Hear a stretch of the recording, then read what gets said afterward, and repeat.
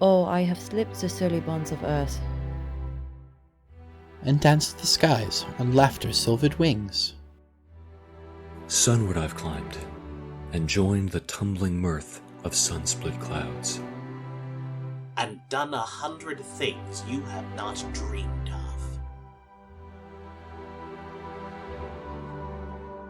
of. These are the voyages of the starship Erebus.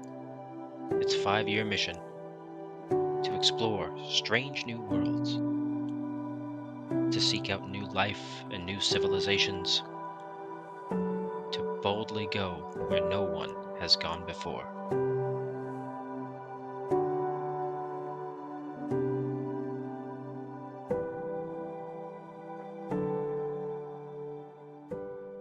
That you then have to delete the VODs and any like recordings of this because residuals, and you'll have to pay the writers and the creators of the series. You don't want I don't that. have to pay writers. Just look at the strike going on. It's easy. Nope, they're both done. It's all over. It's over. It's over now. Did you guys Yeah. win? Nice. Is the Lord. Did you win? Like, what was the ending? Yeah, I mean, we're still coming to final terms, but strike is officially over. They and- gave in.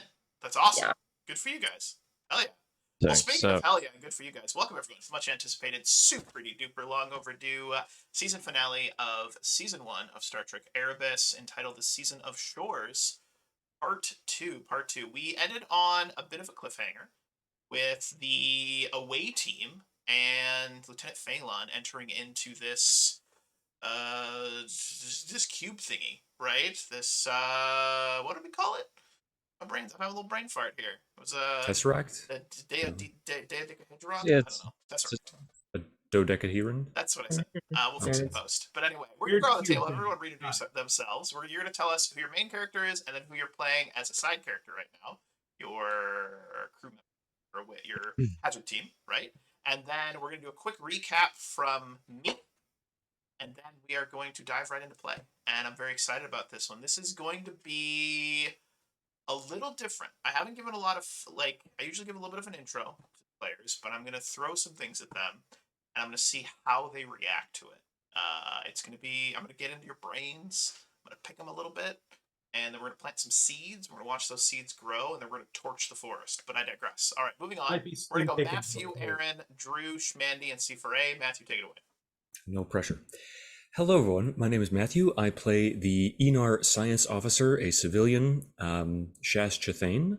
At the moment, however, I am playing a supporting character, a Hydran, a methane-breathing, tri-limbed and tri-legged Hydran, weird alien creature, kind of insect, dragon thing. He is a security officer with an overly deferential, you might even say obsequious nature. Named? Oh, did I not say that? Cartwright is his name. I understood some of those words. Okay. And I'm Aaron. My main character is the Andorian commanding officer of the USS Erebus, Captain Isra Shruth. He has many multi-syllabic words as well. But for this session, I am playing the terse. Actually, he's not terse. He's verbose. Verbose and argumentative Tellarite Doctor Dotig. Hi, I'm Chewbacca. Normally, I would be playing Lieutenant Commander Flitz, the android chief engineer of the Erebus, but today I will be playing Lieutenant Tashu, the Temerian, and I will say his job in Temerian. Maverick, his F-14. Schmandy. I am Schmandy. I usually play Lieutenant Phelan, the Klingon Chief of Security and Commander of the Erebus's Hazard Team. And tonight I will be playing Lieutenant Phelan, the Klingon Chief of Security and Commander of Hazard Team. Wow, it's a tough role, but somebody has to do it. Wow. I am C4A, and normally I play Lieutenant Commander Stern, the CMO the human doctor of the ship. But as of tonight, I am Lieutenant Junior Grade Solaris, the Zabalian engineer. She is very resourceful and quite a 180 from the good doctor.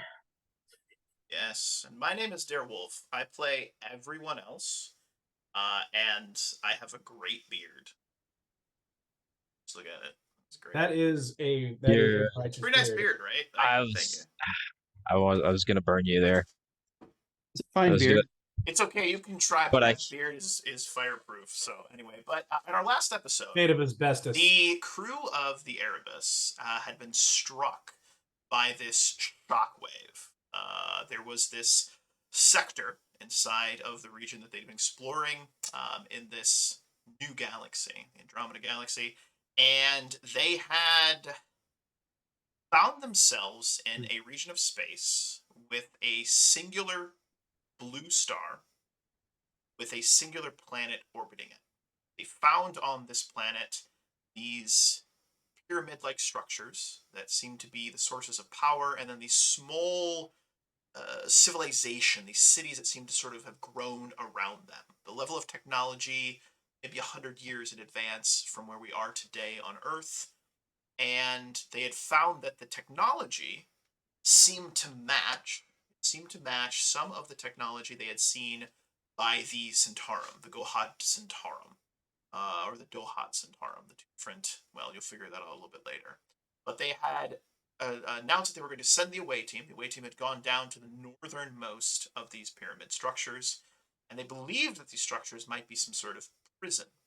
There was a pentagon-like structure there with a set of regular doors that opened with no problem, and inside in the center, they discovered a tesseract, a very similar to the ones they had seen in space when they first encountered Centaurum.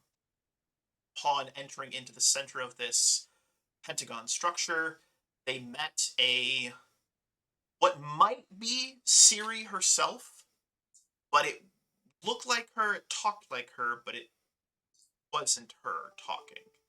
She seemed to be maybe either controlled or at least influenced by an outside force. There was a brief conversation, and the Hazard team, at the command of Lieutenant Phelan, decided to follow Siri into the Tesseract, a small rift opening in the side of it, and the crew entered in. That was our final scene as the crew entered into the Tesseract. So we open our scene, and I want you to imagine, we open our scene, a bright white, blinding light, as though you had just awoken and there was this 1,000-watt light bulb just shining in your eyes. It is blinding, it almost stings.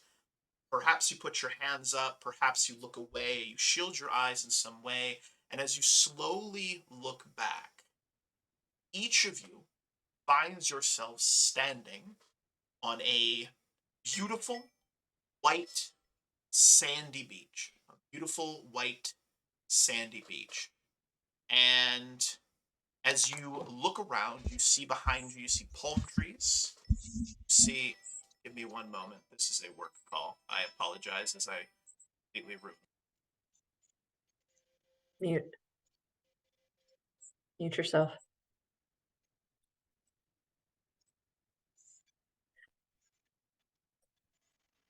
Another beach episode. Let's hope nobody gets shot right in front of us. I mean, I am a doctor, but that doesn't seem to help. Can confirm it didn't. You saved him, bang. But not from that. Oh man. So this is a reference to the Power Rangers game? No. No. It's a reference Oh, to this one is of. the one that you weren't. Were Yeah, you there you for missed. that one? You The missed. Dungeons and Dragons episode? No. I'm super Oh. sorry about that, guys. Q. That's one of those clients that you have to answer. So, my bad. But anyway, That's where was okay. I? Yes, so you're sitting on a white sandy beach. Front of beach. My immersion. All right, you're sitting on a white sandy beach, palm trees behind you, and a beautiful breeze. The sun appears to just be setting or just rising right on the horizon. All right? Now, each of you is standing on your own individual beach alone. I want to be very careful. At least I wasn't eating. Thank you, Matthew. At least I wasn't eating. God forbid. Bring your own beach. We are going to start with Shmandy, with Lieutenant Phelan. Lieutenant Phelan, who is Phelan's most valued mentor in his entire life thus far.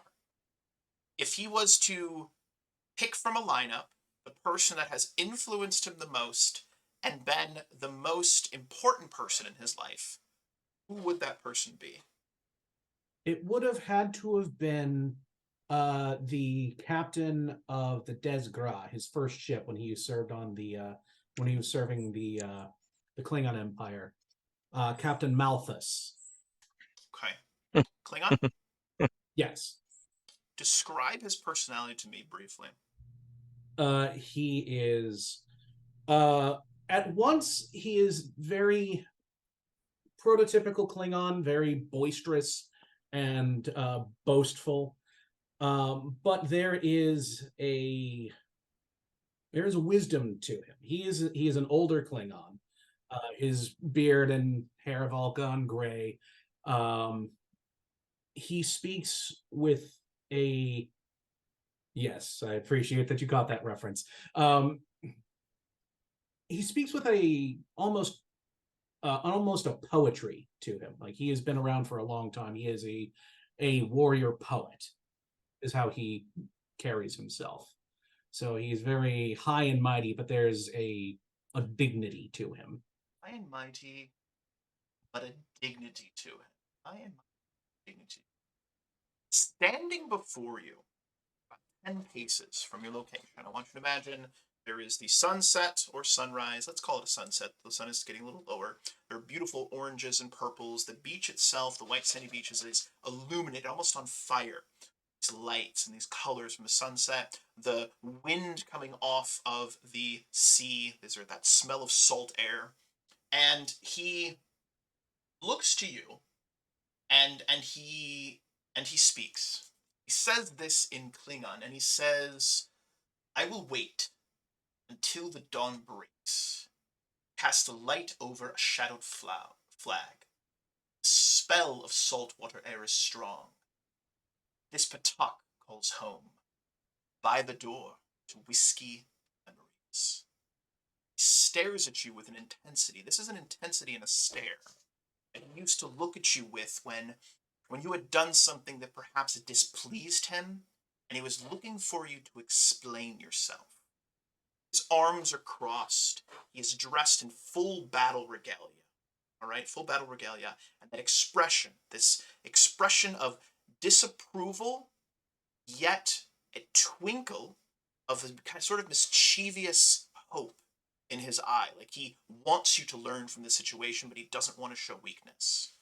What do you do, Phelan? Phelan will cross his arms. He will meet his glare. And in an exercise of patience, he will wait for an elaboration. Elaboration does not come. It passes. Continues to stare you down. It gets to a point of uncomfortable awkwardness. The sun setting and going down and down and down, and now it is just barely a sliver. The temperature has started to drop, and you are actually starting to feel a little bit cold.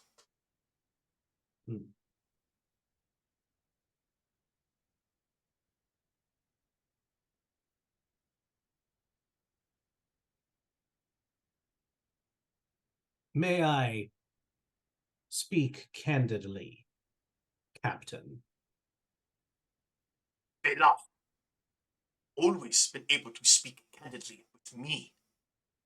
Let me speak candidly with you first. Call yourself a Klingon, yet you crew with, you sail with humans, with Vulcans, with automatons.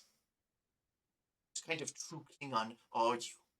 You forsake his own people for those that we have called the enemy, for those whose blood we have spilt, and the blood of our own people has been spilt by. You are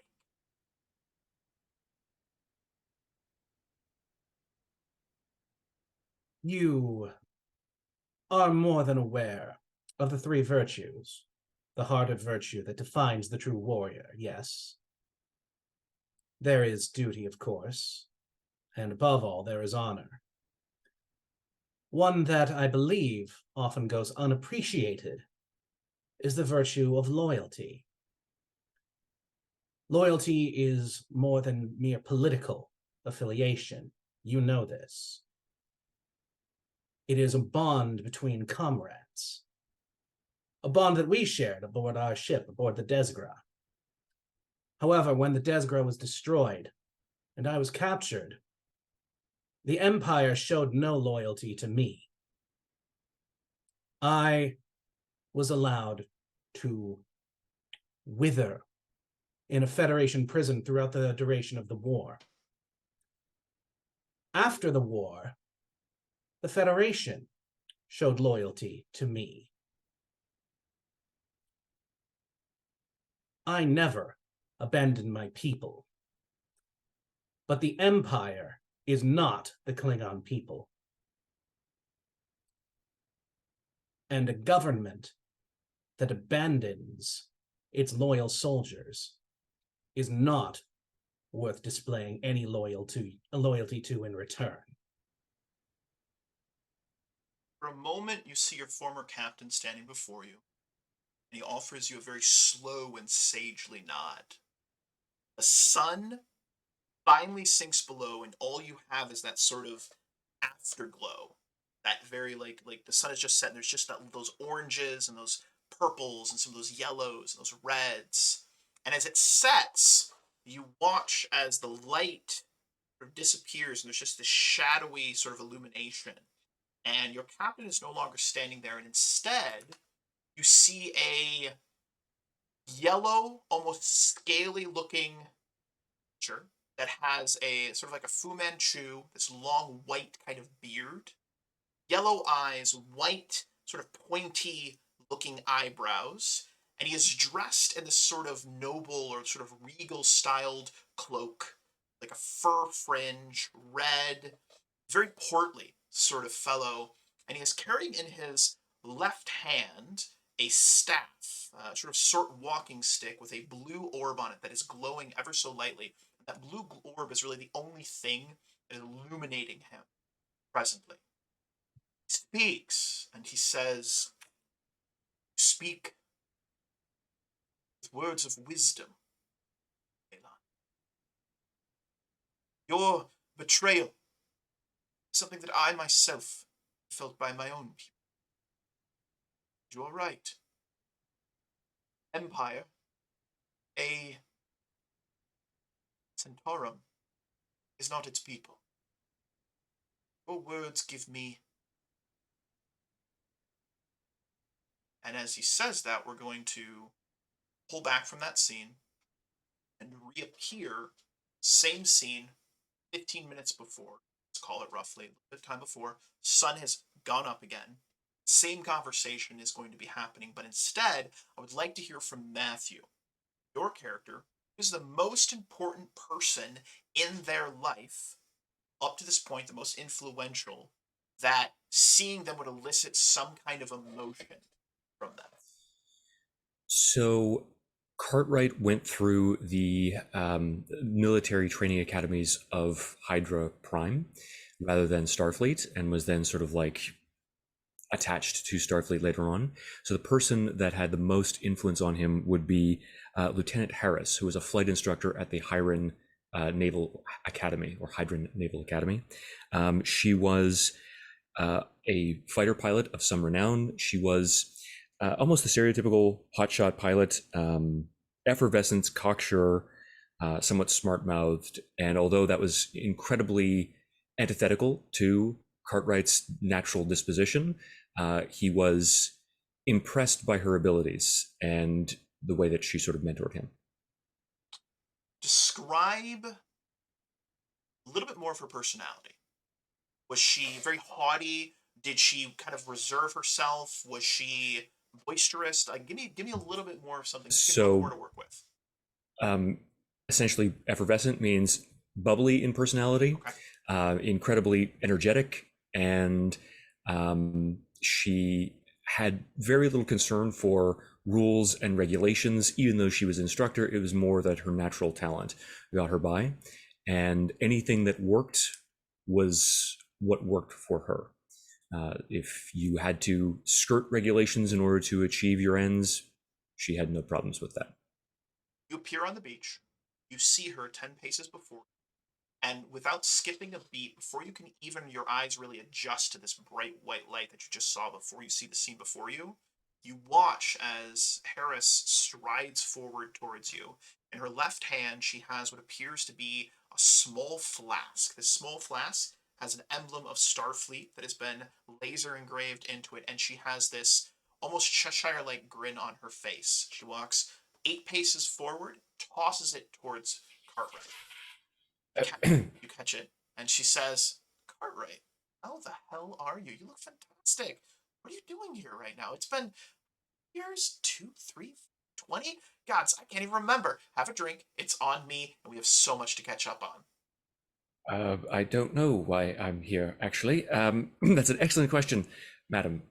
However, I'm on duty at the moment, so I cannot imbibe. Duty? You're not on duty. You're on a beach. Relax. Lean back. Just go with it.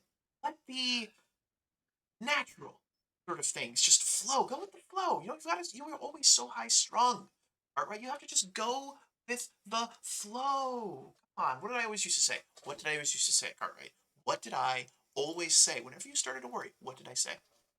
Well, it was precisely that. Just go with the flow. Yes. Allow Are you the flowing? world to. No, I'm more of like a pool of frozen methane. Yes, well, let's unfreeze which, as you know, that it methane. takes a lot to freeze methane. Yes, it does. We're gonna turn the temperature up. We're gonna hit those engines to full, and we're gonna have a little fun. I don't think that would be a very good idea, considering See that. the top, it unscrews. Ready, tighty, lefty, loosey. Lefty, lefty, lefty. I'll do it for you. And she reaches forward, she unscrews it, and she tries to lift the bottle towards your mouth. Okay, it would be rather impolite of me not to Yes, it would be. say, You don't yeah, want to okay, offend me. I'm your friend. very Yeah, well. take a drink. Just a small. And, Yeah. and as he does so, she's going to kick it up so that he takes a little No. bit more. And how does he react to it? It's the very strong, very pungent alcohol. It's got a sort of cinnamony aftertaste to it. If you've ever had Fireball, it's kind of like that, but it tastes better. It tastes better. And as it goes down, there's this warm sort of like swirling sensation, and you feel a little dizzy for a moment, but it quickly passes. And she just smiles at you, Cartwright.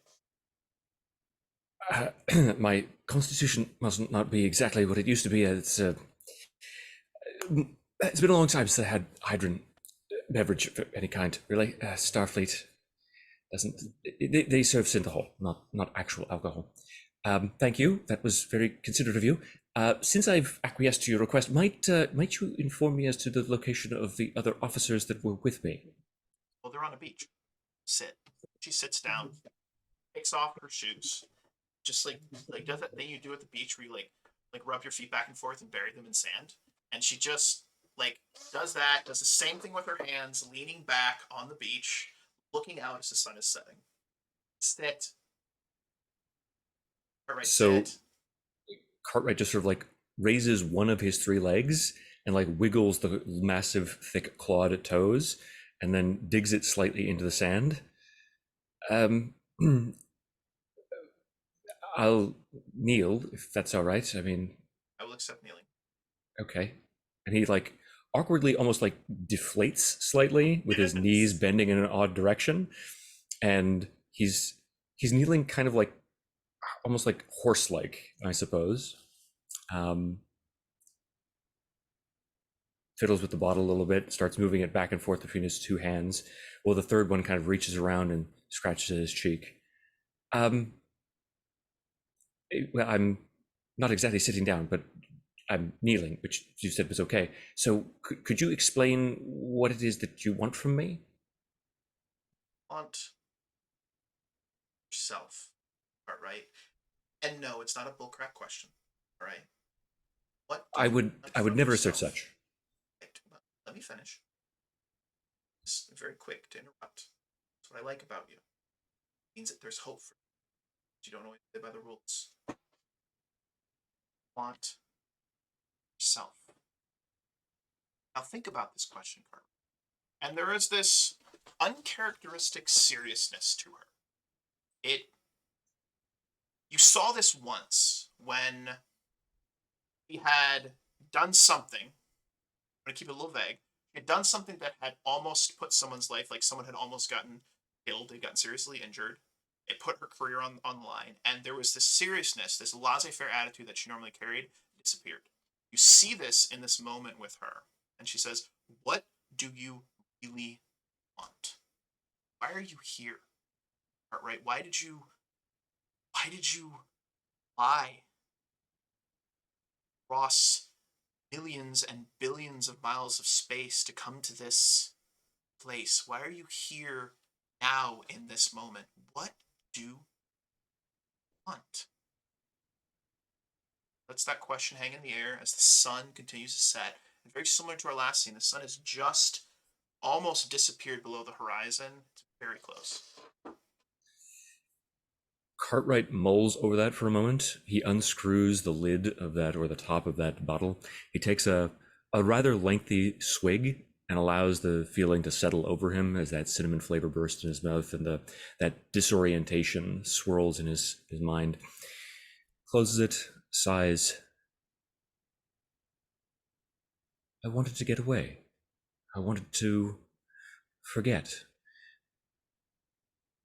All the scars, the memories that have been left behind by the Klingon occupation of Hydra, even though we threw them off, it echoes down the decades. My parents, the cities, the scars are all still there. Being a galaxy away has an appeal.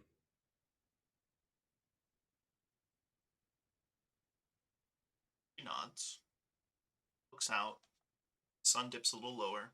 Again, once again, these oranges, these yellows, these reds, a little bit of purple as the sun is starting to set. And she says, "But we can't really forget. It lives with us. It exists inside of us, and it follows us no matter how far away we travel. It doesn't have to consume us, does it?"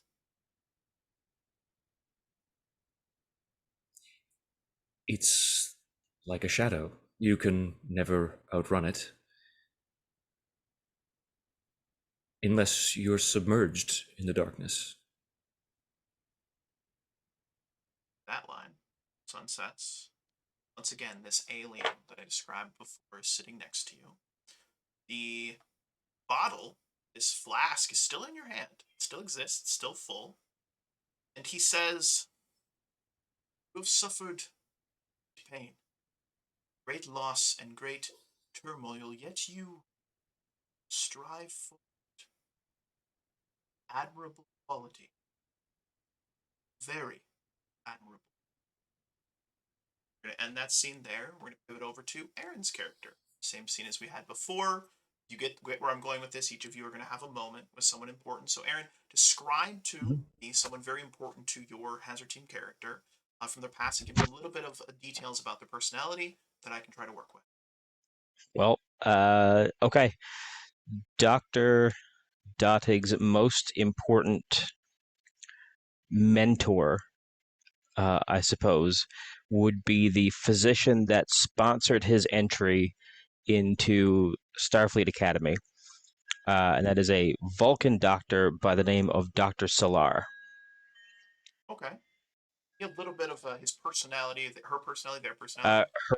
Her personality is, well, Vulcan, for one, but displays at times an almost human sense of humor. Okay. Interesting. Very, Very interesting. With So that Vulcan kind of dryness, no inflection, but just I like that.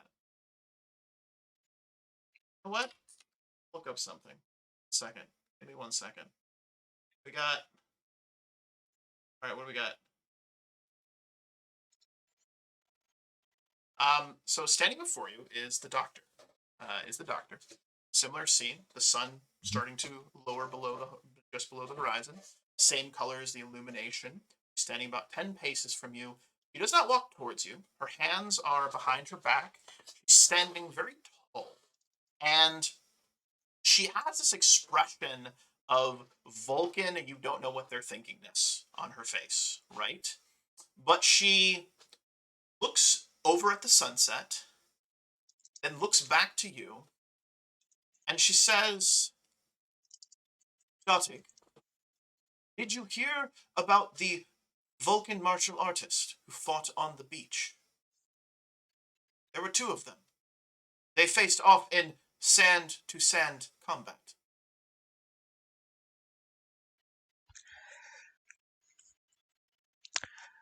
it still needs work. You hear just a chorus of boos in the background.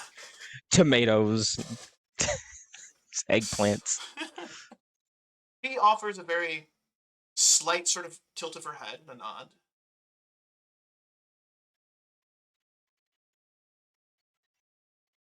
Earth's humor has always been curious to me. Jokes, Well, depending on the situation, can have more effect or less effect. The hearer's level of inebriation also seems to increase the probability of getting a laugh, is the phrase. It's quite true. There's a perhaps more than slightly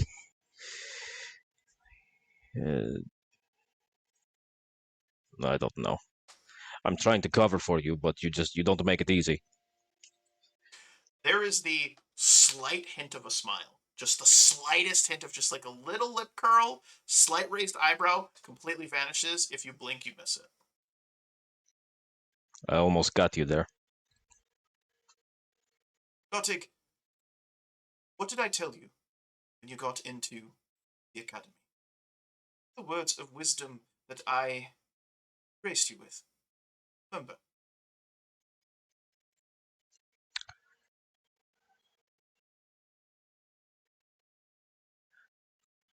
Slow down. Have you, Gotig? Have you slowed down? It's a sliding scale. Gotig, you know I can tell when you're lying. Right. I try to when I can. What? But sometimes I just want to be in the lab, so I want to clear my schedule as quickly as possible so that I could get back to the lab. And how often does clearing your schedule as quickly as possible lead to more problems that keep you from the lab, Gotig? Well, hardly ever, because I'm an excellent doctor.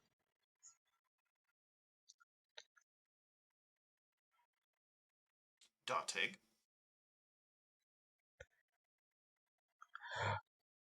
36.7% of the time. That is a notable percentage, Gotig, is it not? It is rounded up.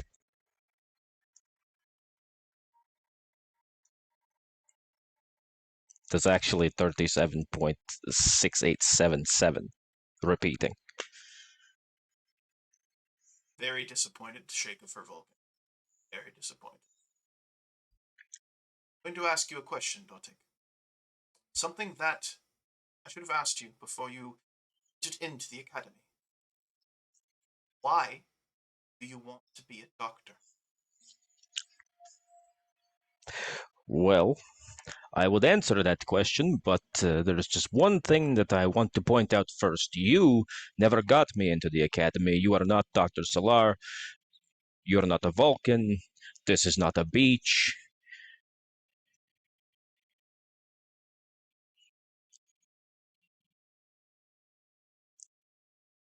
Take your shoes off, Dotig.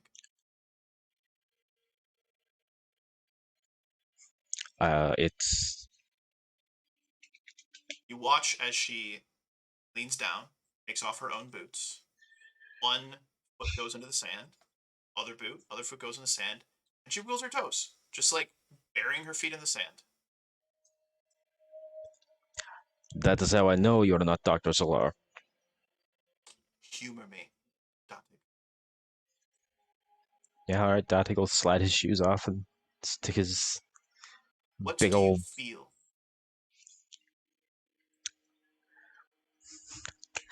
You see, that's the funny thing about the brain. With the correct stimulus, I could feel whatever it is you want me to feel, and it doesn't make it real. What is reality? I am a doctor, not a philosopher. Humor me, Dotig.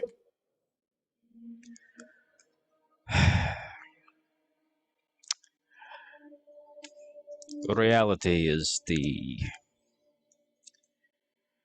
processing through our sensory organs the objective world around us. Objectively, you think I am? Where do you think you are, Dotig? Well, just an educated guess, I would say perhaps inside of that tesseract. An astute observation. Well, I am the smartest person on that ship. Humble as well. And sun begins to set a little lower, a little lower, a little lower. And just before it disappears, go ahead, Dotig. You know, it's also how I know you're not Dr. Solar, because Vulcans do not lie. As the sun sets, once more you see the alien standing before you, feet buried in the sand, blue staff, the little orb on the top slightly illuminating it. And he gives you this most curious sort of like smile. And he says, there is great value in someone who refuses to play the game, yet still engages. You've impressed me, Dante. We're going to end the scene there. We're going to go over to Drew's character, my friend. Same scene. Same ask that I had. Give me most important person from your character's history that you've ever interacted with. Also, guys, at the end of this session, don't forget that you've activated these characters. You get to give them minor advancement, which is super fun. I like these characters. This is technically the second time you've activated them, which is cool. Does that include my It character? does not get bent. Just kidding. That's I quit. mean. Oh, that's well. Goodbye. Goodbye. Good night, everybody. We'll see you next I week. had my scene. Have fun, everybody. All right. Jeez. Wow, that got aggressive. Well, all right. But no, Drew, same question. Tashu, I think his would be Lieutenant Kayshawn. He was the first Temerian in Starfleet. He was Shax's replacement on the Cerritos. So yeah, him. I don't know, we'll make him my cousin. He was my inspiration for joining Starfleet. Describe his personality to me. He's a very kind of laid back guy. But he's a security officer, so he can be kind of stern. But he's very personable. Personable security guy. You're on the beach, all right? But unlike the other scenes, on the beach is a pong table. And the security officer, your mentor, is on the other side. And he has a ping pong paddle in one hand, little ping pong in the other, and he's just kind of tossing it up in the air. up in air, up and down, up and down. And on the other side, there's a ping pong paddle there. And he just looks over and he says, "Fancy a game?"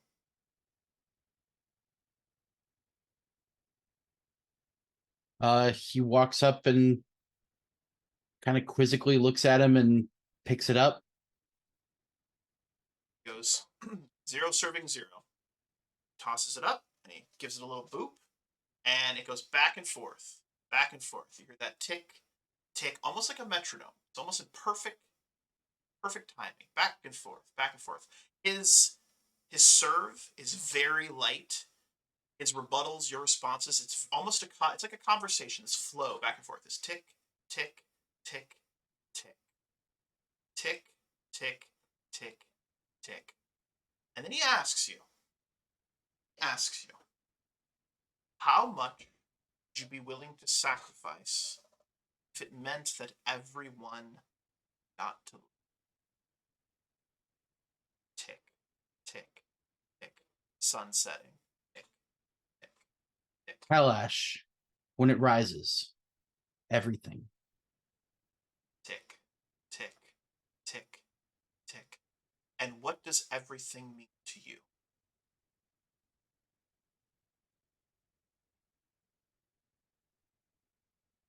My life, my career, my safety, my health, everything that I have to give. If it needs to be on the line, Timba, his arms wide. And if you could not guarantee that such a sacrifice would have any consolation, would you still make it? Sacrifice isn't about the ends, it's about the means. I have the means to give my life for a cause. And if it's a necessary sacrifice, then it's a necessary sacrifice. How I will don't- you know? Tick, tick, tick. It starts to speed up. His hits are becoming a little more aggressive. Maybe you're even struggling a little bit to keep up with it. Like it's getting almost angry, right? Like there's a rise. Sun setting, lights are changing the colors. The wind almost feels like it's getting a little windier. So like he's trying to compensate for the wind and the ping pong ball as it goes back and forth on this table. And he says, "And how would you choose to sacrifice yourself? What situation would you find yourself in that you would feel it was the only option, tick, tick, tick, tick, tick, tick, back and forth, that you had to sacrifice yourself? When? When will you know? How would you know? Now, in that moment, was the time." Tick, tick, tick, tick, tick, tick, tick, tick. I don't know.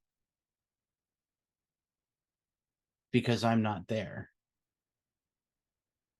The time to know is when it's the time. I don't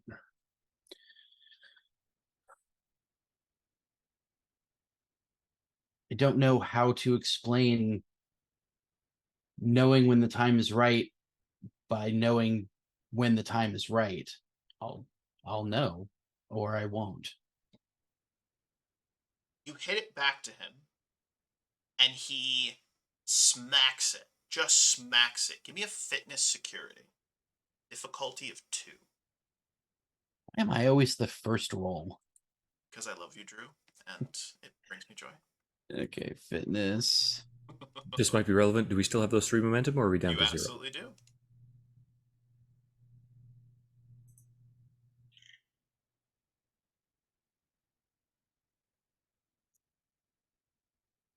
Yeah, I'll use one of those.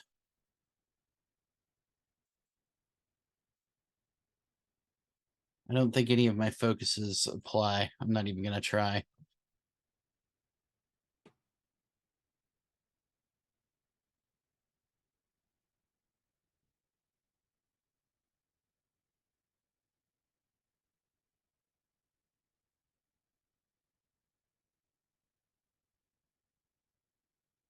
He smacks it. You dive for it. It goes right past you. and he tosses his paddle onto the table. But he doesn't look All proud of spell. himself. He doesn't look arrogant. He walks over and he places a very comforting hand on your shoulder and gently turns you to watch the sunset. Right? He says, there is a war. War that is not coming, but that is here. It's been fought resources over ideology, over these squabbles. If we are to win it, we will have to make sacrifices, and we will have to know in those moments that those sacrifices must be made. Have to fight. You need to not give up, just as you did. Now, the sun sets, and this alien is standing next to you. And he looks over, and he says, question. He asks a question. What did that mean when the sun rises?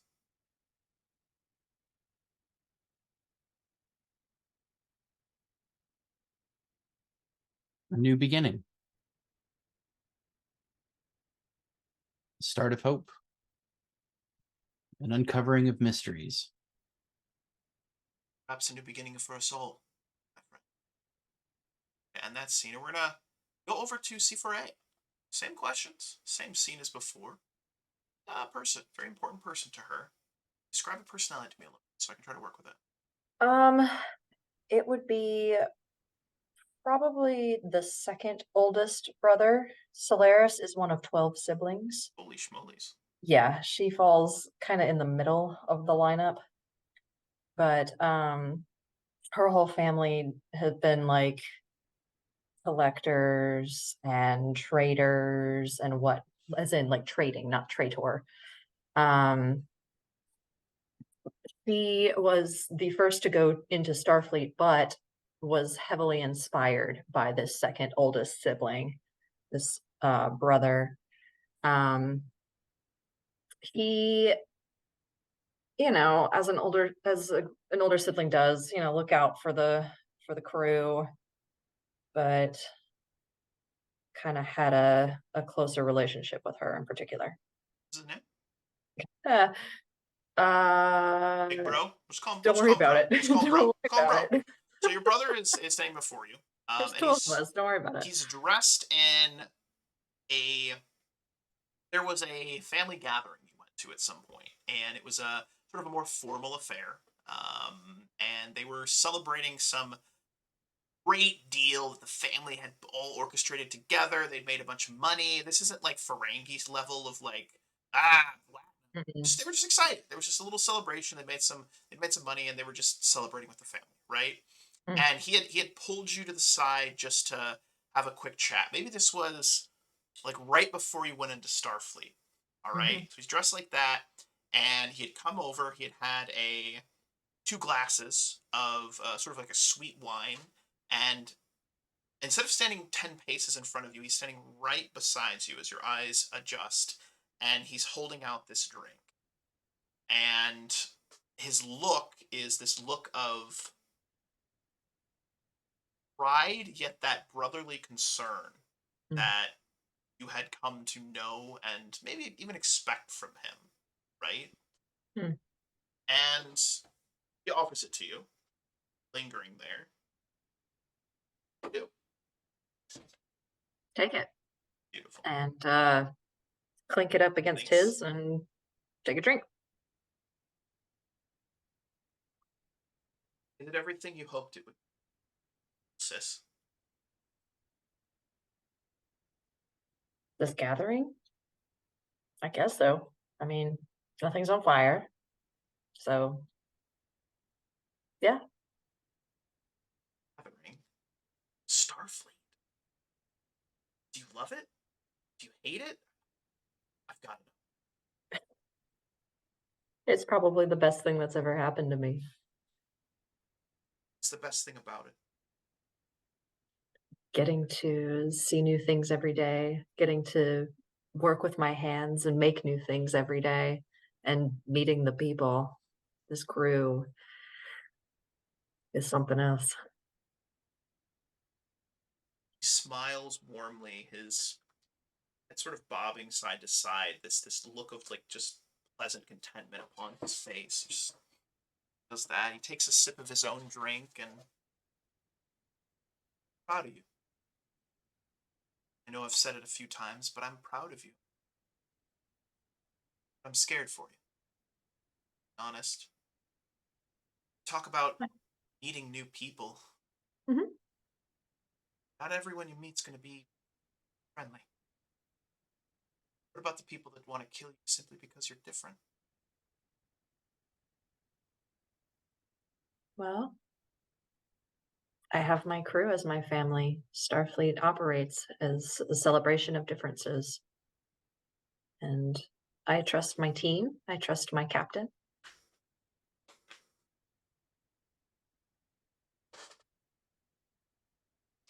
He offers a slow and understanding nod, but he presses. Why? Why do you trust your team? Why trust their captain? Isn't blind trust dangerous? I wouldn't say it's blind trust. I mean, think about the philosophy that we've grown up with. You know, our family is our life. We have certainly gotten to a few scrapes of our own growing up, but we trusted dad to take care of us. We turned out just fine. I And is your mean, captain your new father? Have no, you forsaken your actual family? And he starts to get like uncharacteristically aggressive. you Like know I really haven't. starts to push. Yeah, but when's the last time you were home? You went on a 5-year journey. You Okay. disappeared from us. We don't hear from you anymore. And we're supposed to just what? Accept that? We're nomads. That's what we do for a living. Sure, we're nomads, but we at least take the time to write home every once in a while. We're not going to hear from you for 5 Earth years. What the hell were you thinking? And he throws his glass onto the sand and it shatters. Sand is like this little wet, and as you look down, the liquid from his glass forms into a very close representation of your family crest.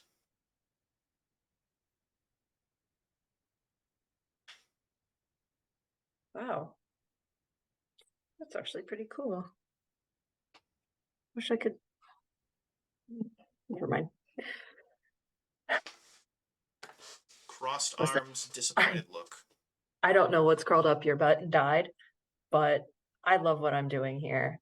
And you're the one who encouraged me to do this. So it's time to move on. I will send a message as soon as I get back from however we got to this beach. But I'm not about to drop everything.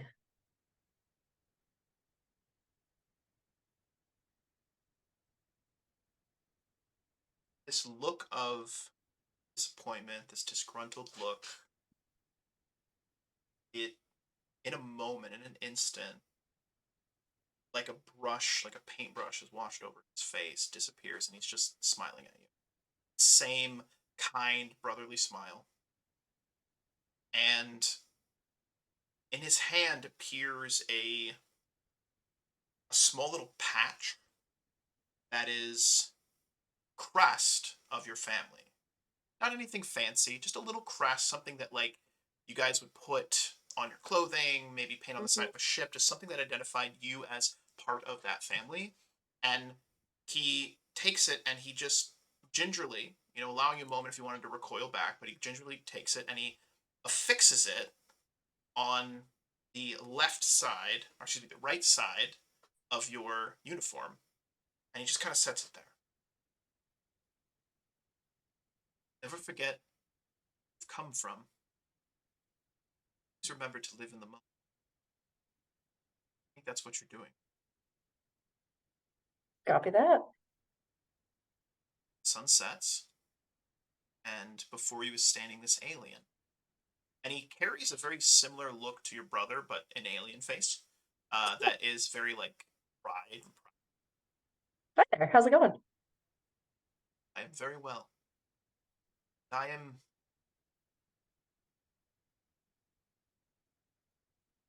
pleased to hear of your passion for organization you ally yourself with, as well as your love for family. Mhm. I think we will have much to discuss.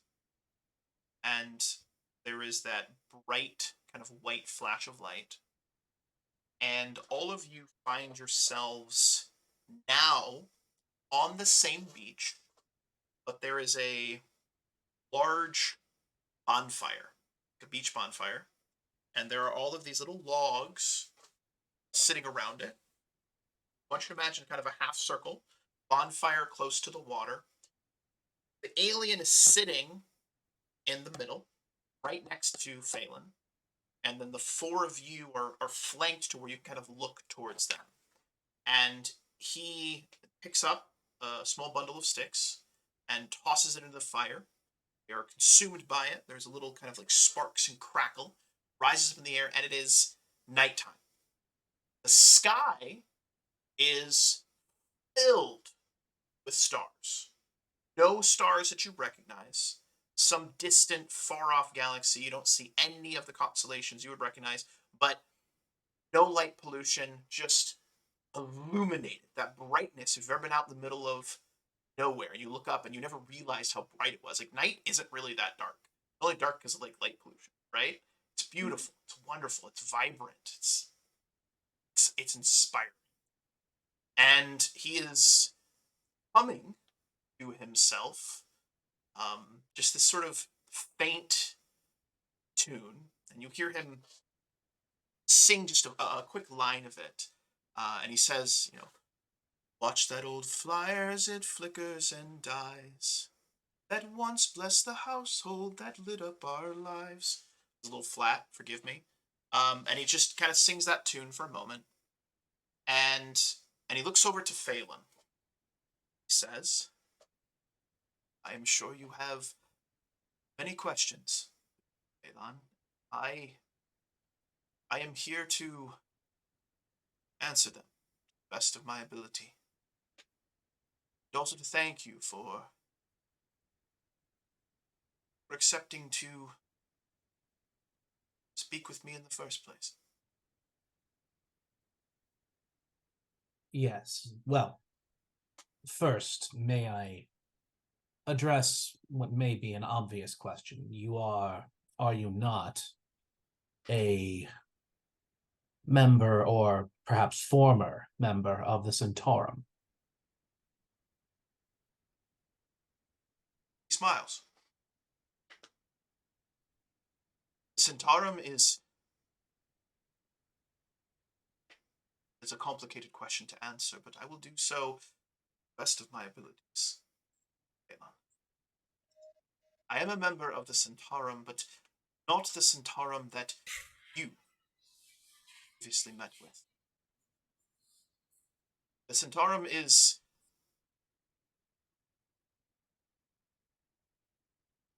a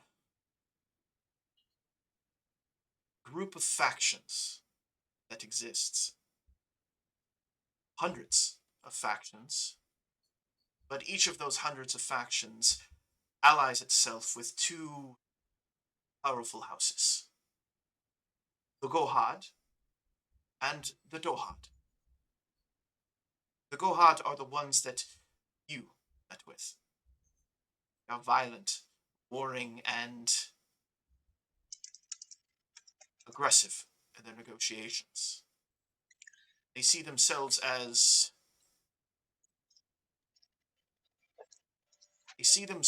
the rightful rulers of all. That societies across the vastness of space should bow to them, bend to them, and if they do not, they should be broken by them. I, for many centuries, was what you might call a true believer till their fanaticism was turned upon myself and my own family for a failure for a failure. Branched off and formed a rebel faction, you could call it. But we were small and quickly overpowered, and as punishment, I was trapped here, able to create any reality I saw fit, but. And he gives a very knowing smile and a nod to Datig, but none of it being real.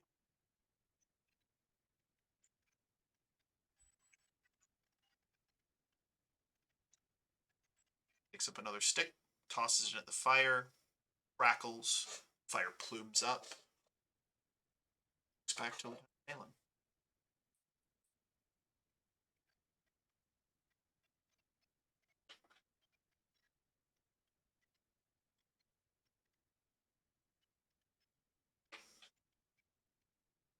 Well, having myself come from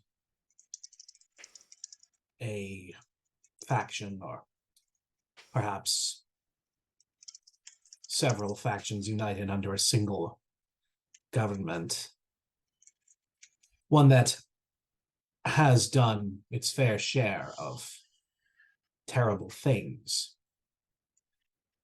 I would be something of a hypocrite to cast judgment on one with a similar past. I believe in that, at least, we can consider ourselves peers.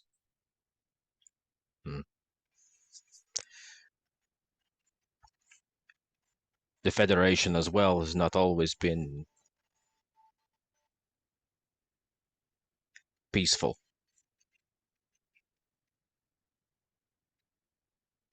We are able to learn from our mistakes, are we not, Datig? I would like to hope so. Or other options? Consumed by them? Sadly, Set- quite a few people, Doctor, I believe you were going to say, do exactly that. It's What? remarkably easy. Picard and Dathan at Eladrel. A pivotal moment in relations when two people did not settle.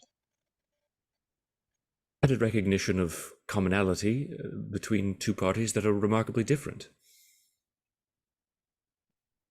A meeting of cultures, an exchange of ideas. Really, the whole reason we're out here.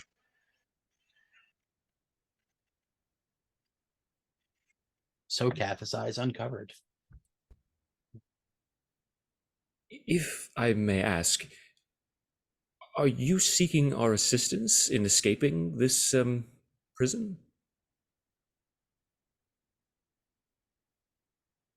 That smile returns, and it's that same smile that your brother, Sifre, had given. Very similar. There's like a familiarity to it. And this alien says, I am. I am indeed. And what of the others you mentioned? The faction, the family members, are they likewise imprisoned in other similar constructs? Or and he's just sort of like awkwardly trails off. No. My punishment was to watch each of them face a final death. He left here to contemplate my betrayal. Supposed betrayal of the Centauro. I am all that remains of the Dohad in its formal setting. Yet I am sure there are still others that are sympathetic, cause I tried to champion.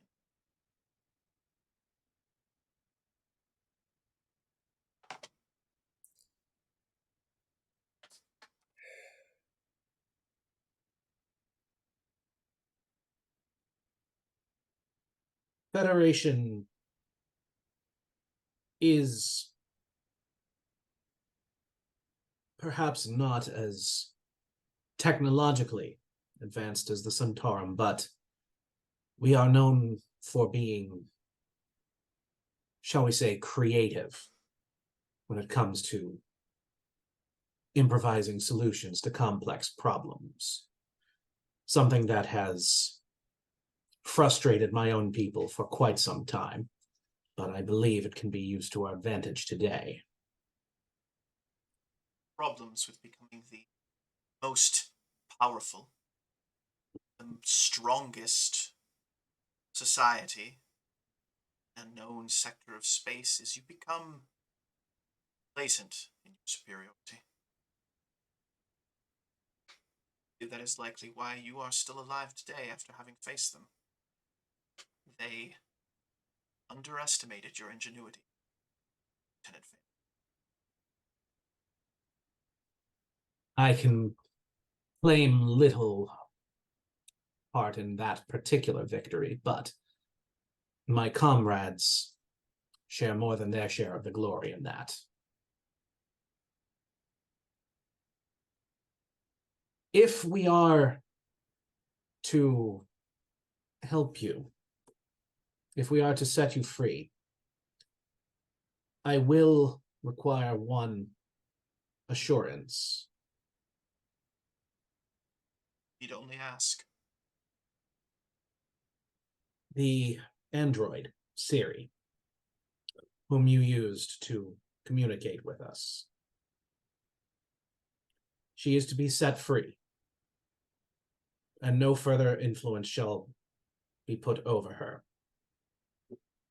The blue orb on his staff, which he's holding on to and is firmly planted in the sand, he lets it go, and he takes his right hand and he sort of waves it over it, and there is this increase, this intensity of light, and it's sort of like swirling around it, these like different colors. It almost looks like magic, but you know, science as advanced as it might be, might look like magic. It is what it is. From the fire, a rift appears, that same white light when you guys walked in, and out walks Siri, dressed in her uniform, looking normal. C4A, you have 2 characters on the field. Enjoy that. And Solaris is going to run up and grab her arm and like pull her over to the rest of the group. What would Siri say, having just regained her self? Recalculating. I appear to be no longer on the ship.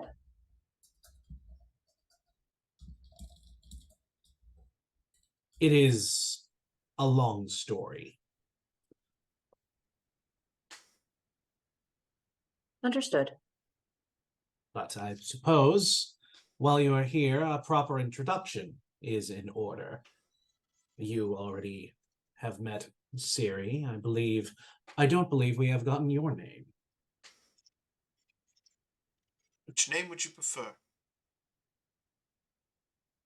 I will take whatever one you give us. Tilts his head. I've always liked the name Iwick. I-W-I-K, Iwick. Ewick is then. Just seems to fit. And he like takes his hand and he like kind of like takes his Fu Manchu like mustache, kind of does a little flip thing, and he just smiles. He just looks happy and content. GM. Yes, Tatik. So we are like,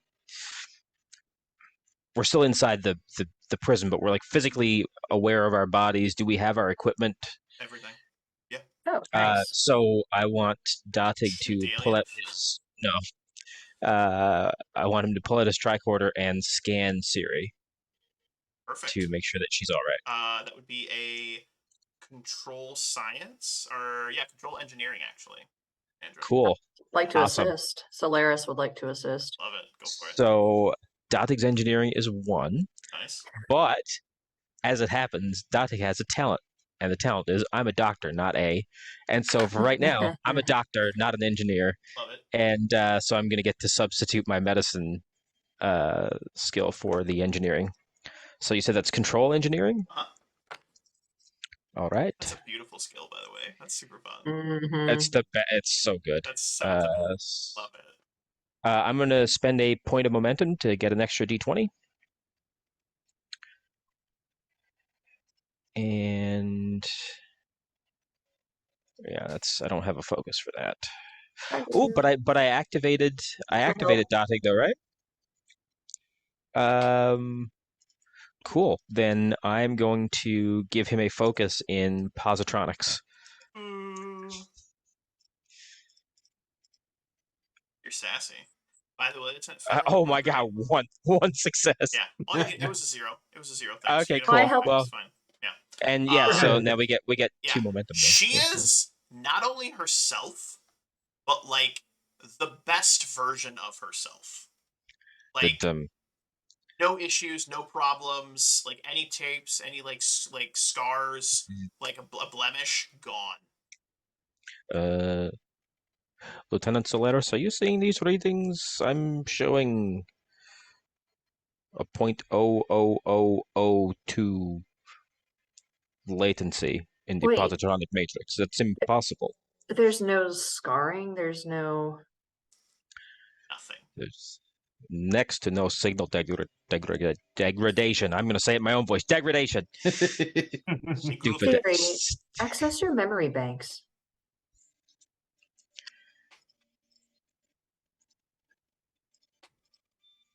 Perfect memory. Can remember everything.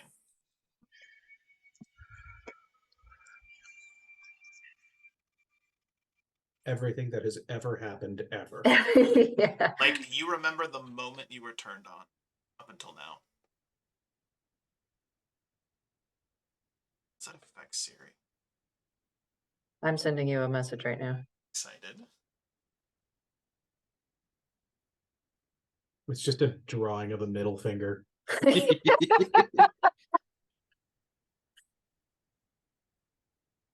Get fucked, Wolf. Yeah. Yes. Hold on.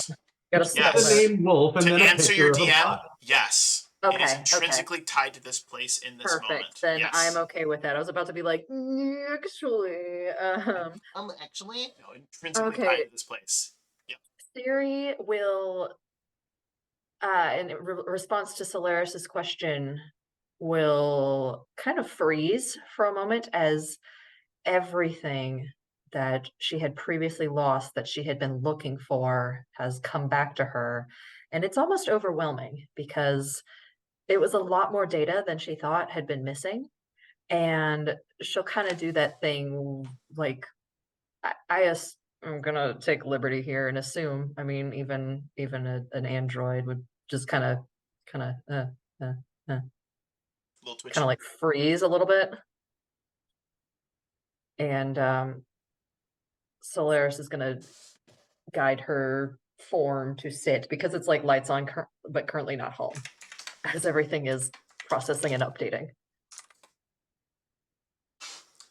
I love that.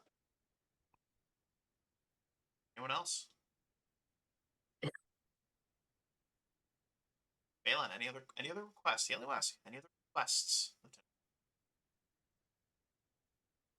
We would. Sorry. Right. Oh, well, go ahead. I was just gonna say that Cartwright through that has his like massive taloned finger raised as if like a hand, but there are only 3 fingers, so it's awkward. He's got that raised in the air, and if Phelan starts talking, he just leaves his hand in the air. Cartwright. Permission yes. to speak freely. Oh. Thank you, sir. Ewick, I do have a question about the nature of your prison. The species that has evolved in this region of space, are they a product of your imagination? Are they something that you created? He smiles. He smiles and he says, "No, they are simply chance, which is often how most life forms in the universe. least that is what I have come to discover. Simple chance. Our pantheon of over 7 million gods would probably disagree with that particular assertion, but that's beside the point at this juncture. More to said point, if you depart this prison, will anything happen to them? His look of like assurance, like he's been very assured, his answers, everything he does, he's been very confident in. There is a obvious change in his demeanor, and he admits plainly, not no. Could Solaris take a scan of the crystal thing? Because C4A is wondering if this could also help us save some other people while we're on Are the you wondering timeline. if this could be part 2? Yeah. Absolutely, man. Save a bunch of people a bunch of money on car insurance. 15 minutes. 15 minutes can save 2 million 15% people or more. Well, your 15% planet's or doomed, more but I of do the have some good galaxy. news. Ah, No, I just saved a bunch of money. I missed you guys. I missed you so You're fine. much. Just I'm so don't, glad we're just playing. don't say Like their a good name, neighbor, because Beams Starfleet's out, it's free there. planet advertising. explodes. There's no copay. Okay, what would you like me to roll? I'm gonna have you roll a control science difficulty of 2. And any chance it could be engineering? Sure. Because I'm trying to discover like what Yes, it absolutely, does. 100%. Okay. This is our season finale. I'm gonna be very loosey goosey. Since Control Solaris therapy. since Solaris and Datic are tricorder pals, can Datic assist? Absolutely. Yeah. Can I use science? Yes. Point of momentum. Engineering. Yes, Yeah, I would like queen. a momentum. This is one of please. those sell me on it. You start speaking, I'm gonna be like, sold. Can't Datic. spell tricorder without try. Do we have enough Datic momentum for helps. me to have another die? Yep. Just one. Yes, we do. Thank you. Love this journey And for you I'm guys. going to use observation Yeah, for focus. I love it. Go for Cool it. beans.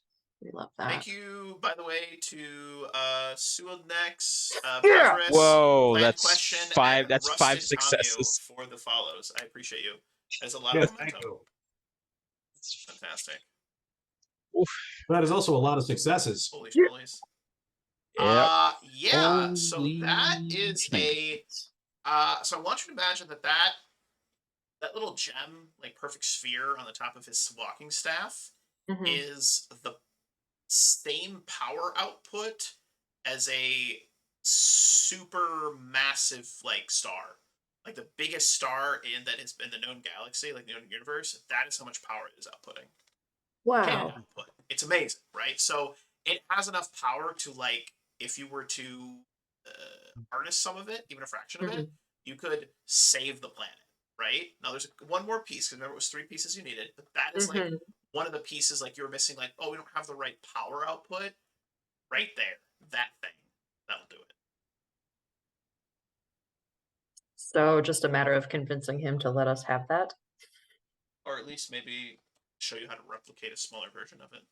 Yes, I will. I guess Solaris and Dadig will. I don't know for Dadig, but we'll share our discovery with Phelan and be like, "Hey, can we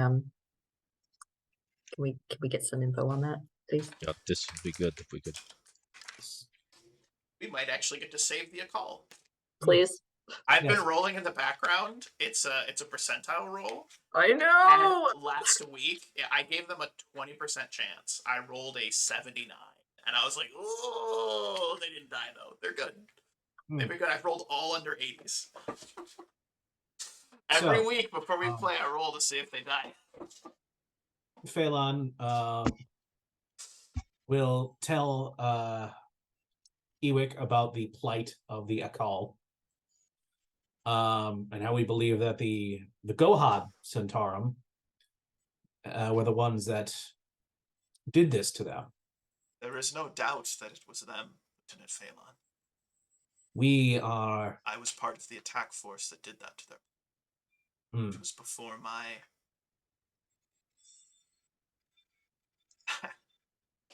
before my enlightenment. Perhaps we can provide an opportunity for atonement. I will not reveal the full secrets of this scepter, but I will show you a fraction of it that could be used to help them. Anything would be beneficial. Whatever I can. I suppose there is also the matter of our common adversary. I will not ask you to put yourself at risk and suffer another fate. However, any knowledge you may be able to share with us about the Gohad and ways that we may be able to counter them would go tremendously in our efforts. I want to be clear, Lieutenant Phelan. The fire crackles again, and you imagine a big bonfire that they TP'd the logs. One of them breaks in, it kind of collapses on itself, and there's that plume of smoke and sparks that rises up. He turns to you ever so slightly, and he says, I want to be clear, Lieutenant Phelan, my goal is not to eradicate Gohad. Gohad is simply an ideal. That ideal is followed by individuals, some of them whose judgments have been clouded. I seek to enlighten my people, not to slay them. I will help you fight them if that's what it comes to, but I wish to... And he looks over to Drew's character. And what would be a phrase that your species would say that's I want to find common? It would be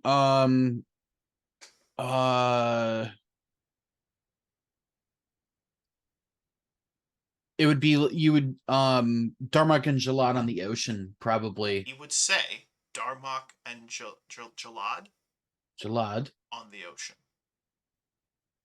The Darmok, the beast of Tanagra. Nods very Problem to overcome. The greatest victories are in battles that one never has to fight. You can agree to this, to seek peace before war. I will help you in whatever way I can. I believe that that would be an agreeable solution. If you would not mind returning us to our proper space, we can make use of what knowledge we can to release you. He smiles, and in his right hand, a Klingon dagger appears, and he offers it to you. Phelan will grab the dagger. We'll hold it up to him. Kaplach. He says Kaplach. Then he looks at you and he says, kill me.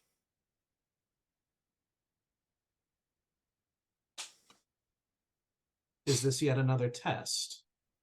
And has he given us this information yet? He says no. He says this is how you release me. Honor demands I be true to my word and forthright in my action.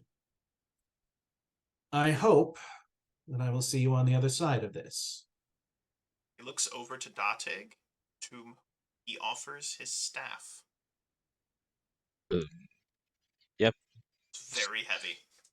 Oh, that's quite a bit of weight. He opens his arms wide, no resistance, and waits for you to plunge the dagger into his chest. Phelan will take a moment to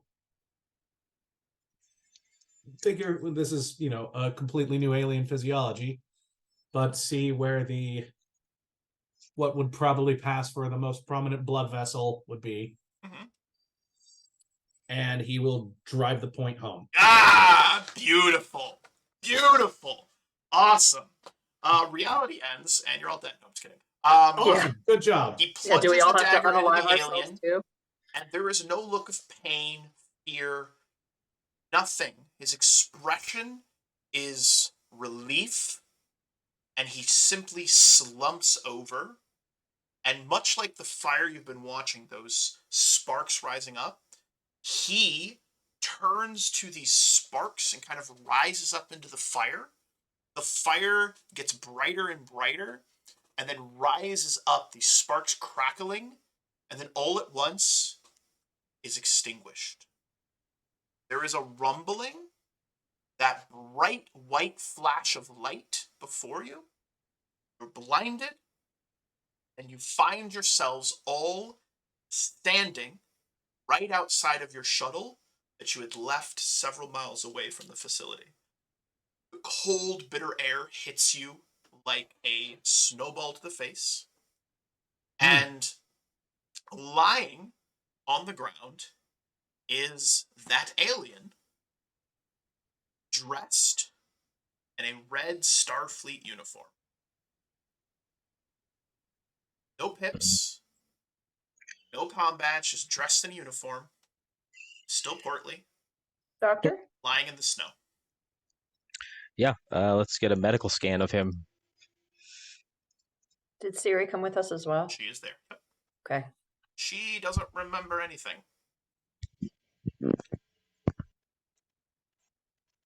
Yeah, is he all right? I'll scan him He is to try. in a coma. Okay. Right, prep the shuttle for takeoff. We need to get them back to the Erebus as quickly as possible. Of course, sir. I run in, hit up the con and start powering things up. Beautiful. Are we in? We're in one of the runabouts, right? Yes. So, are there facilities on the runabout for Datic to put him into, say, medical stasis? There's a relatively robust medical bay on the runabout. Nice. Yeah. Cool. Then, yeah, Datic's going to put him in stasis. Yeah, he's stable, but in a coma. But I mean, comas are not good for people. They're It's not. not. Yeah. It's not like. Nope. Datic's operating under the assumption and you that did comas are not notice- good for them. You did notice he has like a deep wound that looks like it's like an old scar from where he was stabbed. People are vegetable en route. All right, Yeah. we're gonna cut back to the Erebus about an hour later. You guys have returned. The alien has been brought to medical. Commander Stern, you were able to check him over. He is in a deep coma. You don't know how to wake him up, but he is stable and he has his brain patterns are highly complex. And it looks like there are about 200 different brain waves happening. So it's just a very complex brainwave. It's one person, but it's like he's having multiple conversations with himself, and they're all individuals, so he can just think about things rapidly, right? It's very interesting, medically fascinating. All right, like Aaron's feet, they're medically fascinating. His forehead, so large, medically fascinating. There it is. I don't know where I'm going with this. Making jokes. All right, stupid jokes. Yeah, large forehead, never seen. It's medically fascinating. All right, anyway, we're gonna move on. So I'm thinking probably a debriefing conference room meeting about everything that happened. Lieutenant Phelan filling everybody in on what happened. We are back to our standard characters. Phelan, you probably called a meeting. I'm just going to kind of push the scene here because this makes sense to me. And you have a moment to explain everything that's just happened. And everybody get back into regular characters.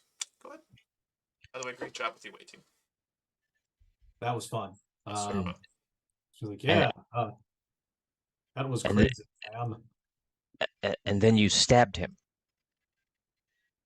He requested it. He asked for his release.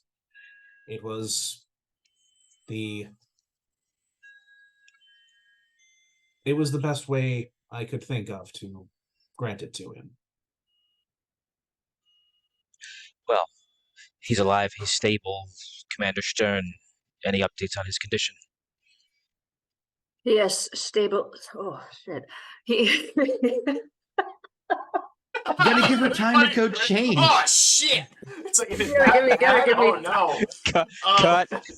No. Clear. Commander Ulrich leans forward and goes, "Oh God, is it that bad?" Let's we clear Sure, just had a- C4A. Yeah, gotta get into the. I just Accent. two people now. Gonna be a third person. That was Hold so on. honest. my Just like, notes oh there. shit.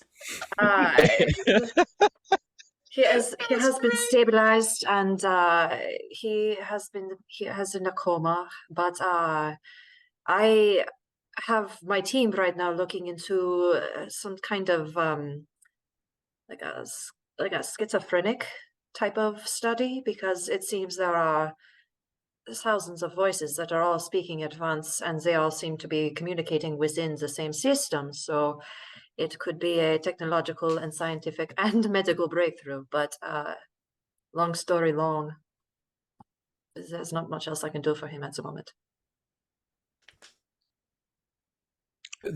There are a number of telepathic species on board the ship, including mine.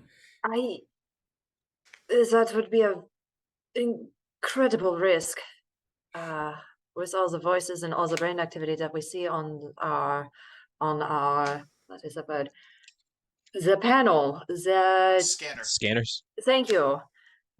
The neurological study that you conducted, indeed, I agree that it would be a risk, but remaining in this prison without any idea of how to escape seems, I cannot well, guarantee unattractive as an safety option. either. So I suggest we just monitor him for now, and until we have a better understanding of exactly what we are working with.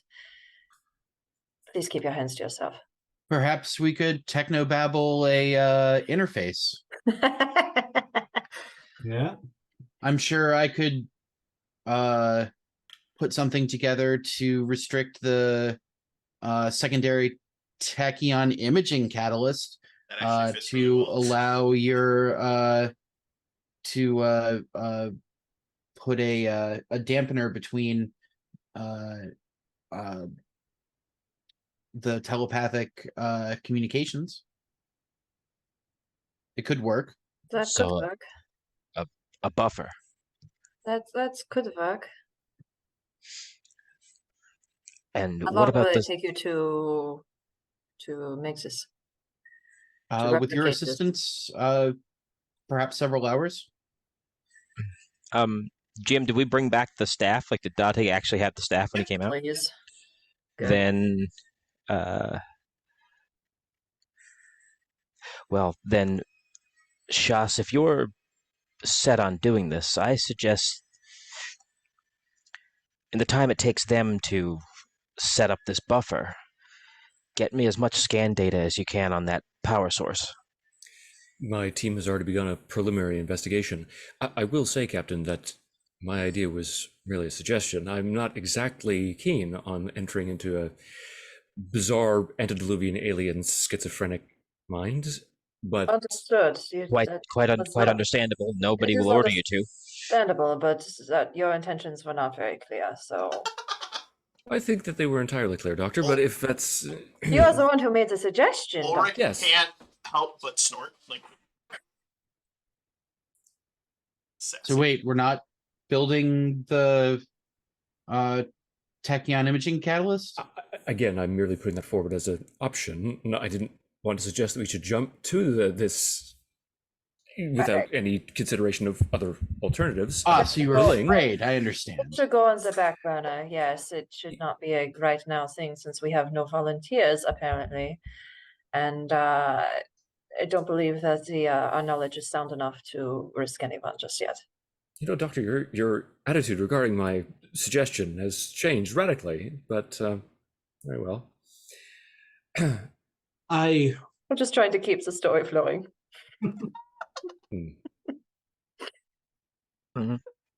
I would prefer a solution sooner rather than later. For starters, the knowledge that this creature has could prove an invaluable strategic asset if we do encounter more of the Gohad Centaurum. And should we fail to be able to do so, then prolonging its suffering seems needlessly cruel. I'm disturbed by the implication. If he is, as we said, trapped in a mire of psychic confusion, would that not be similar to what many species would consider a version of hell? We Potentially. can't take his agency away from him if that's what you're suggesting. As of right now, we have no signal of him ever waking up. I do not have all the information, but it could be perhaps the voices are of the people he lost. From what the away party told me, he was the only one remaining. It's also entirely possible that this is merely a natural state of being for his species. We have no baseline against which to compare him. Yes, well, my suggestion would be if we are able to recover his consciousness, or bring him back to consciousness, that would be a priority. However, that is not my call. Captain, I defer to you. Well, I'm none too keen to jump the gun. I'm going to allow Commander Stern all the time she needs. But in the meantime, we need to work on a way to get out of here. Every moment in this place takes us farther from our last known position. Captain, if I may, sir. Yes, Commander? Have we considered trying to give him his staff back?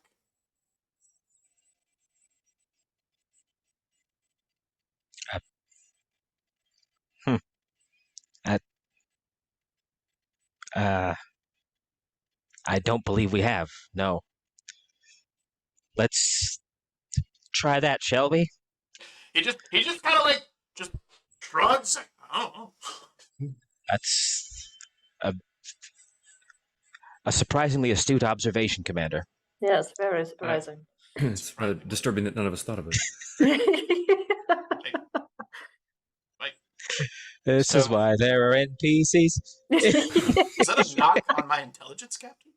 So I'm not building the imaging catalyst? Perhaps we can hold off on that. No, Commander, it's not a knock on yours. It's a knock on mine, if anything. Maybe a little tap. Slight cheeky smile, as he often does. Well, let's give him back his staff and see if that works. NPC sounds really funny. You biologicals and your focus on I just was sitting here stabs. and like I was really real talk. I was like, they're just gonna think to do that at some point, right? They're just like, let's do a catalyst. He's probably dead. Let's murder him because he's crazy. And it's just like, Nope. I couldn't help myself. I'm sorry. I'm a Klingon. I don't do techno babble. I love it. It was Barely, amazing. I'm back I to being know the doctor. honor I and I wasn't know there. kill. All right, so we'll go back to medical. You guys take the staff, and who's gonna give the guy his staff? That's really funny. That's a Team effort. right, Everyone that's gets a an hand in. observation. Yeah, I'll just monitor his signs. Stern. I think Love you guys. I think Push Lieutenant back Harak being like, Balon should be the one to do it. Because the alien knows him. Shmandy, do us your best to rock. Suggest anything. Harak is considering a variety of new recipes. Not now, Harak. Oh, The problem seems to be located in his prefrontal cortex. Tarak suggests amputation. Perhaps if we remove the surrounding body. Rack suggests You can isolate the prefrontal cortex. by removing the body. Yes. Not now. All right, Shmandy, Lieutenant Failure, you're gonna go ahead and hand the staff to the guy. Yes. The moment you like lift his hand and maybe like wrap it around the staff, his eyes open, and he's Brock jumps up onto the ceiling. Holy scheiße. yeah, eyes open, just kind of looks around. The captain's just gonna kind of be like, Yeah.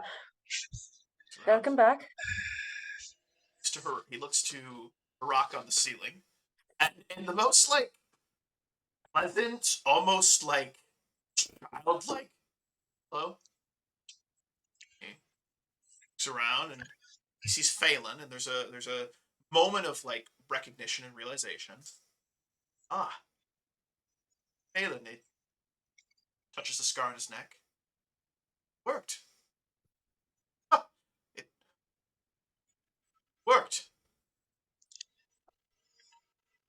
Slowly rises, holding onto the staff, and gingerly pulls his legs over, and he struggles a little bit. Maybe Easy, even like easy. leans Not get up. forward, asking for help. Do not get up too quickly. Of course, Doctor. Yes. excuse me. Is this your ship, Phelan? Indeed. And this is my captain. The alien offers you a cordial and smile, Captain, and in his left hand, the staff, he rests it on his lap, and he extends his right to you. Yeah, the captain will shake his hand. They are five-fingered, thumbed, it's very humanoid, human, and shakes your hand, a firm but friendly handshake. His skin is, it kind of feels like a vinyl desk. It's a little weird. Like there's like a weirdness to it. There's like this like sort of like slickness to it, smoothness, and it's cold, but not like ice cold. Just like it's clammy without the moisture. It's the best way I can describe it. Yeah. Yes, my name is Captain Isra Shruth. These are my officers, Lieutenant Commander Flitz, Commander Stern, Mr. Chathane. It's good to meet all of you, and I am sure at this point your pressing question is, how do we get out of here? Very astute, yes. That is not the expletive I would have used, but yes. Which, never mind. Forgive me, I am still, I'm still sorting through the process of escaping my prison. It is,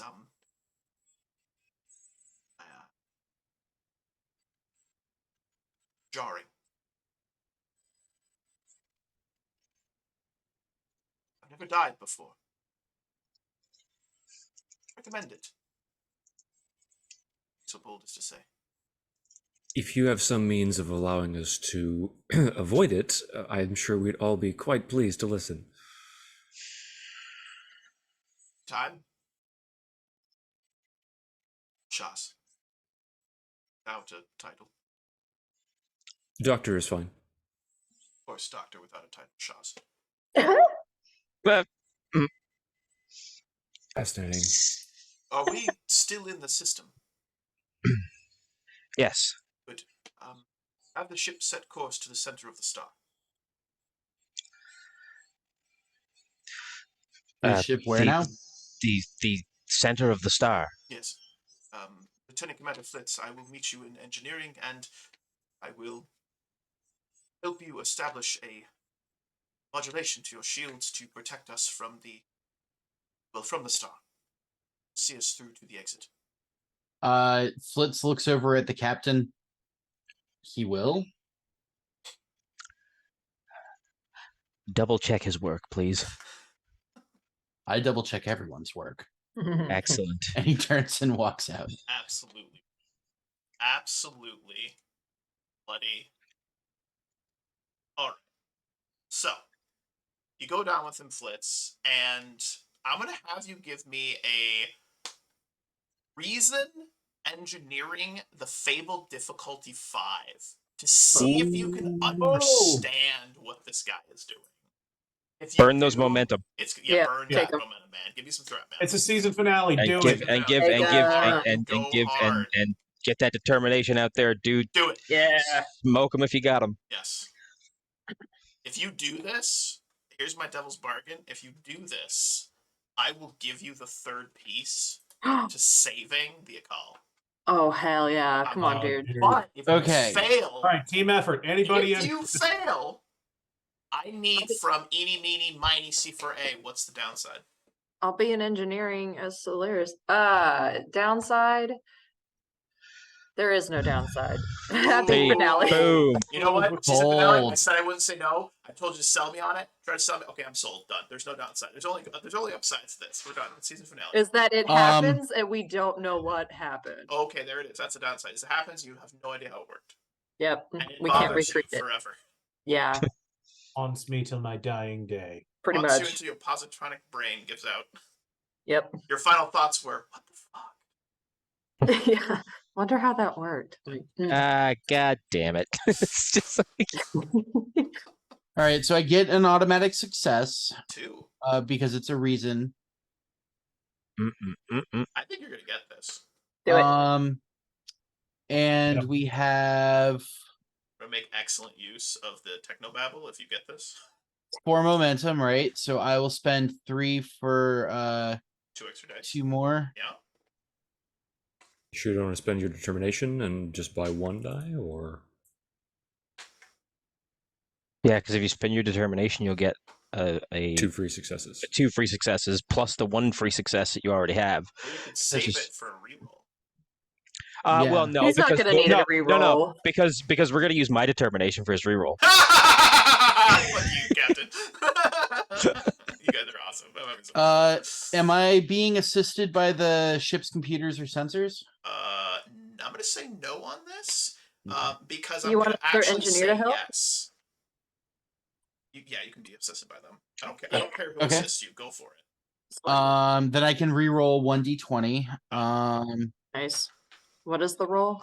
It's like, oh, the Fable difficulty 5. He's already got like 5 successes. Uh-huh. I'm at 3 successes. I love this. And Automatically. you're rolling what, 3 die? You got this. What's the roll? Reasons just- engineering.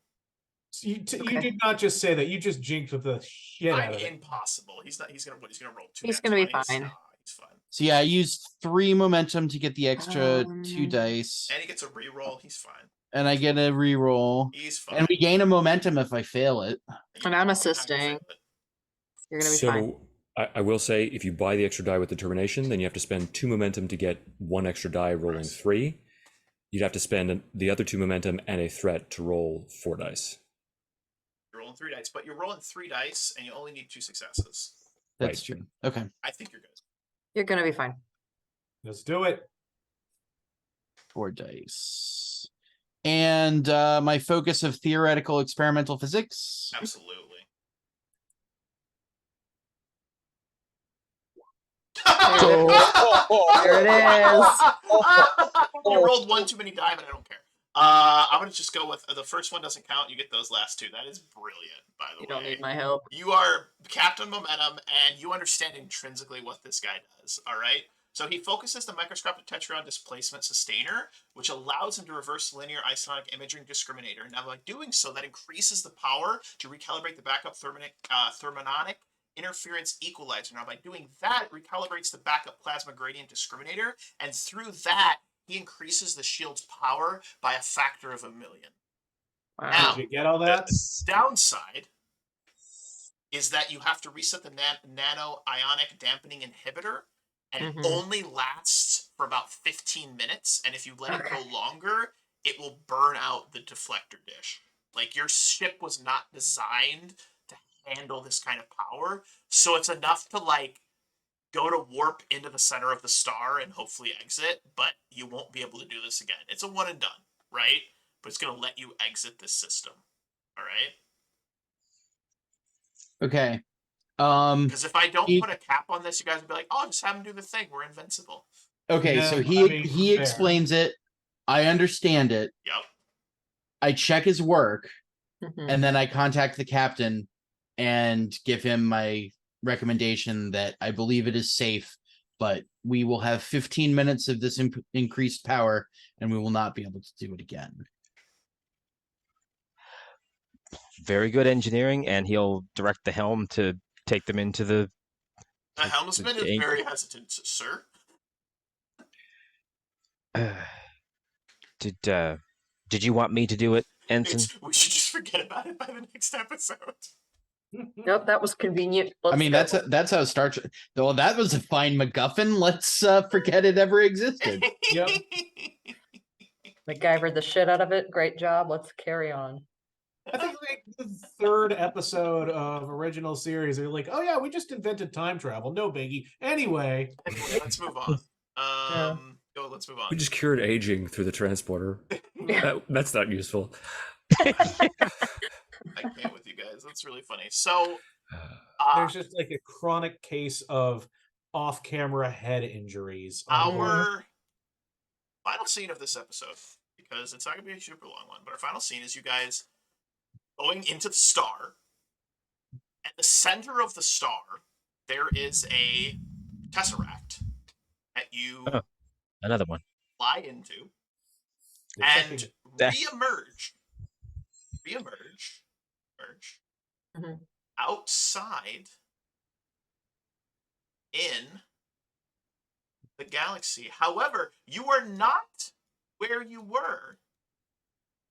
You guys end up. I have no memory of this place. You guys end up all the way the edge here. We're in a completely different sector area from where you're at, with 4 new areas and a black hole next to you. Whoa. Yeah. All right, let's go into the black hole. Oh, What was the frickin' boy. What's the third piece that we were given? The third piece is similar to how he was able to harness the power for a short time and not blow out your deflector dish like the instantaneous it was turned on. You through his experimentation with your deflector, discover a way to harness the power of that orb, like a smaller version, so that it's safe to use and won't blow out. And but that's you have the not- 3 pieces. That is enough. You have How the- is that? What's Not that? the second piece. Then what's the second piece? I thought Is the the second actual piece power was the- source itself. You have a power Okay. source, but if you don't have like a capacitor to like use the power without blowing everything out, then it's useless, right? Because it Got generates it. too much power. So you basically have a restrictor that will allow you to use the power and not erupt the planet in flames. All right. However, you are nowhere near the Akal anymore, so that's fun. I thought I would give it to you. So our final scene is you guys reappearing on the edge of space, and you guys do a scan, realize you are not where you were, and our final scene is the bridge crew staring out once more into the unknown, and our credits will roll. And that is the end of season 1, my friends. That's the end of season 1. Absolutely fantastic. We're going to take a couple minutes here. We're just going to shoot the shit for a little bit, because I think that's fun. And we're going to go around the table and talk about what our favorite moment from season 1 was. Well, think about it. Take a little time. Think about what was your favorite moment of season 1. And, I'll go first. I have a soft spot in my heart for episode 1 in the Federation. I have a super soft spot in my heart for that. That set the tone of this group and this, it was fun, it was lighthearted, but there was a seriousness to it that we were able to capture. And you guys did such a good job, and everyone just coalesced literally right away. They coalesced right away, and I was like, we got something hot here. We got something special, and I'm excited for it. So that was my favorite part. Eeny, meeny, miny, we're gonna go opposite. We're gonna go opposite. We're gonna start with C4A. C4A, favorite part of the series, my friend. I know. Oh my gosh. When Ardal changed form and it ended up looking like Stern by the roll of the dice. Like Yeah, that's pretty sweet. Hell yeah, dude. I like that. self-serving way, but Balin. Oh man. Oh boy. And I always get put on. I always hate being put on the spot like this because there's like I have such terrible memory when we forget things. anything that's ever Yeah, it's happened like, ever. what good happened here? Man. Honestly, the episode with the daughter of Q, I really liked that whole exchange. Enjoyed that. Good shit, man. That was a lot of fun. That was Yeah. a character I used in Valhalla, and I really enjoyed her. She was a lot of fun, and because I like Q, but I didn't want to use actual Q, so I'm glad you enjoyed it. Maybe she's dead, maybe she's not. I don't know. We'll find out. That's a beautiful thing. Baka, talk to me, baby bird. It either the first time we met Dr. Harak, So fun. he's delightful character. Just like hits that I'm wing, just yeah, it's funny, it man. just tickles my sense of humor. Or when you brought out my girl. Aw. That's fair. That's fair. That's good. Captain. Boy, it's hard to pick. Good. I think my favorite moments, plural, are those those quiet scenes that the captain gets with everybody from time to time, where it's, I don't know, I enjoy that part. I enjoy being the guy that, well, this is going to sound kind of crappy. I enjoy being the guy that doesn't really have to do anything and can just tell everybody else to do it. But I appreciate that everybody lets me do that, and I appreciate that everybody lets me, as much as I can, try to get them into the story, the situation, and just to be involved. I appreciate, Wolf, that you let me do that. But in terms of like maybe my single favorite moment with the captain is when Wolf messaged me and said, in about 30 seconds, I want you to interrupt Stern and the commander. And I was like, screw it, I'm just going to go down there. Yes. And the, you're on a date, right? Like, that was all I wanted you to was buzz in, but when you like made the choice to show up, it was perfect, man. It was good. wonderful, absolutely wonderful and delightful. I love it. Yep. Matthew, same question, man. So I think it was when we encountered the Centaurum in the Tesseract. I believe that was the context, and we had to confront our sort of psychic duplicates and grapple with them ideologically and some of our own perceived failures as people and the sort of moral idiosyncrasies and internal contradictions of our characters. I felt very Star Trek. You guys did a great job with those scenes. Like that was super fun, and one of the things I want to compliment you guys on is like you've done a really good job of like I ask you for feedback or something to play with, and you give me something that I can work with. It doesn't feel like I'm like this feels like a collaborative storytelling experience. It really does, more so. And I've been using this kind of like this almost like improv style of storytelling with some of my other groups and in my other games, and it's been super rewarding. And you guys were the catalyst that kind of spawned this. You were the ones that I honestly experimented with it, and it's been so fun. You guys have been awesome, and I can't thank you enough. Very excited for season 2. Very excited for season 2. And I'm thinking we can start in a week, 2 weeks. I don't know what you guys' schedule is like, but let's talk about it here and now. Do you guys want to start next week and then go back to our bi-weekly thing? Are you busy next week? Do you want to start, like, do you want to go back to bi-weekly in 2 weeks, take a week off? What's best for you guys? I'm very open and very willing to accommodate. I am unavailable next Friday. I will be out of town on a bachelorette trip. Brilliant. Let's do 2 weeks. How's that sound? We'll take a week break. We'll go back into it. All right. Last quick So the question. 8th. 15 seconds or less. What are your hopes for season 2? Matthew, go. Oh. I hope that we can see this Centauran plot develop further, and I'm curious as to how we are going to go about organizing some kind of resistance against them or political change. Love it. Aaron. He took the words right out of my mouth, basically. I like that I plot. want I'm glad. It's good. I like the plot.